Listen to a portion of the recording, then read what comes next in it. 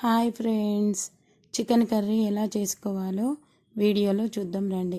First ఇక్కడ 3/4 kg chicken తీసుకున్నాను.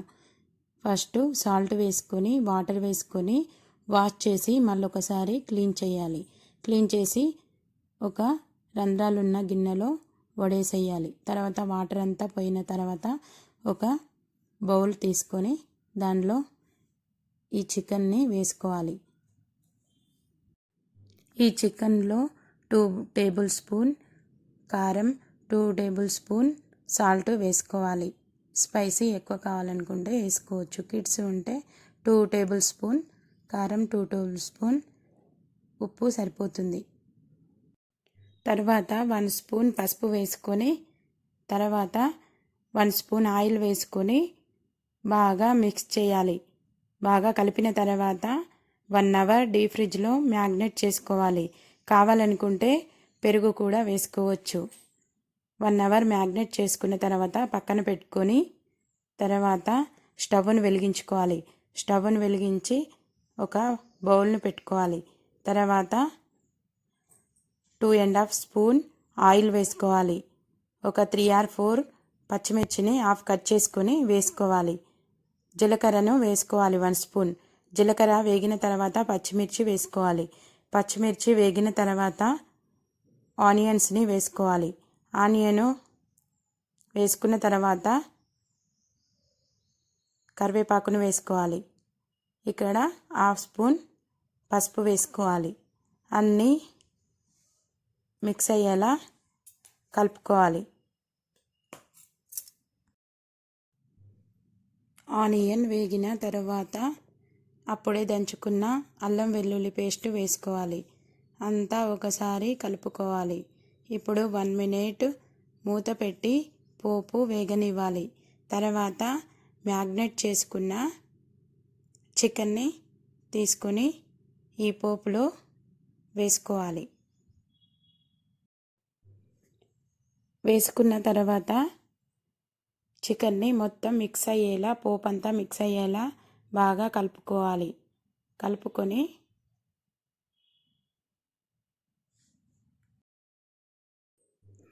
ఇప్పుడు కాసేపు మూత పెట్టి ఈ చికెన్ని ఉడకనివ్వాలి. తర్వాత ఒక మిక్సీ జారులో కొన్ని ధనియాలు వేయించి చల్లారపెట్టి వాటిని తీసుకోవాలి. తర్వాత కొంచెం జీడిపప్పు ఒక 10 వరకు తీసుకొని వేయించి చల్లారబెట్టి మిక్సీ జారులో తీసుకొని మిక్స్ చేసుకొని పక్కన పెట్టుకోవాలి. ఇప్పుడు మూత తీసి చికెన్ని ఒకసారి బాగా కలుపుకోవాలి. కలుపుకొని టమాటోస్ ముక్కల్ని వేసుకోవాలి. వేసుకొని వాటిని కూడా మొత్తం కలపాలి. చికెన్ మొత్తం కలిపిన తర్వాత మూత పెట్టి ఒక 10 minutes ఉడకనివ్వాలి చికెన్ని మీడియం ఫ్లేమ్లో. అయితే అప్పుడప్పుడు మూత తీసి కలుపుకుంటూ ఉండాలి ఈ చికెన్ని. ఇక్కడ గరం మసాలాను లేకపోతే రెడీ చేసుకొని పెట్టుకోవాలి. గరం మసాలా నాకు రెడీగా ఉంది కాబట్టి 1 స్పూన్ గరం మసాలాను రెడీ చేసి పక్కన పెట్టుకున్నాను. అయితే ఇక్కడ గరం మసాలా ఎలా రెడీ చేయాలంటే సింపుల్గా చెప్తాను. ఫస్ట్ సాజీరా, దాల్చిన చెక్క అన్నీ కొంచెం కొంచెం తీసుకోవాలి. దాల్చిన చెక్క, సాజీరా, లవంగాలు, ఎలాచి, మిరియాలు ఇవన్నీ మిక్సీ పట్టి పక్కన పెట్టుకుంటే గరం మసాలా రెడీ అవుతుంది. తర్వాత స్టవ్ పై ఉన్న చికెన్ని కలుపుకుంటూ ఉండాలి. కలిపిన తర్వాత ఇప్పుడు ఒక చికెన్ ముక్కను తీసి చెక్ చేసుకోవాలి ఉడికిందా లేదా అని. అయితే ఇప్పుడు ఉడకలేదు. మళ్ళీ మూత పెట్టి కాసేపు ఉడికించుకోవాలి. ఎసరు దగ్గర పడేంత వరకు ఉడికించుకోవాలి. ఎందుకంటే మనం మ్యాగ్నేట్ చేసుకున్నాం కాబట్టి వాటర్ ఇప్పుడైతే పట్టవు. తర్వాత టమాటోస్ కూడా వేసుకున్నాం కాబట్టి వాటర్ అందులోనే ఉంది. కాసేపు ఉడికించుకున్న తర్వాత మళ్ళీ ఒక ముక్కను తీసి ఒకసారి చెక్ చేసుకున్నట్లయితే ముక్క విడిగా అవుతుంది. అప్పుడు మనం కావలసినంత వాటర్ని ఈ చికెన్లో వేసుకొని మొత్తం కలుపుకొని మళ్ళీ మూత పెట్టి స్టవ్ను మీడియం ఫ్లేమ్లోనే ఉంచుకోవాలి. మూత పెట్టి కాసేపు ఉడికించుకోవాలి. ఉడికించుకున్న తర్వాత మనము జీడిపప్పు, మరియు ధనియాల కలిపి మిక్స్ చేసుకున్న పౌడర్ని ఈ కర్రీలో వేసుకోవాలి. తర్వాత